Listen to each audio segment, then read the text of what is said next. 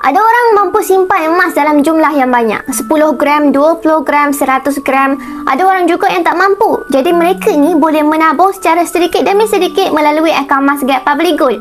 Sebab Public Gold ni adakan kaedah akaun Emas Gap ni untuk tuan-puan supaya kita ni rakyat marhain yang income kecil, kita boleh menabung juga dalam bentuk emas yang mana kita tahu emas ni sangat-sangat bernilai, aset yang sangat mahal. Tak pernah lagi ada satu zaman orang cakap emas ni murah. Betul tak tuan-puan? Dulu ke sekarang ke akan datang ke confirm orang cakap emas ni mahal.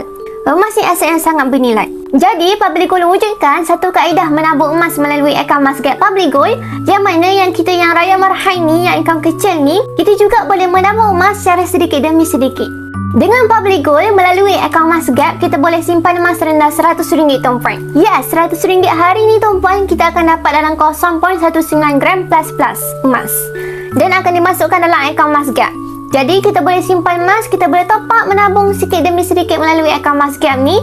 Dan nanti kita boleh pilih sama ada kita nak fizicalkan ataupun kita nak biarkan saja emas tu dalam akaun. Tidak menjadi masalah. Kalau tuan-puan suka pegang sendiri, suka tengok emas tu tuan-puan, boleh fizicalkan daripada akaun Emas Gap dan pegang sendiri.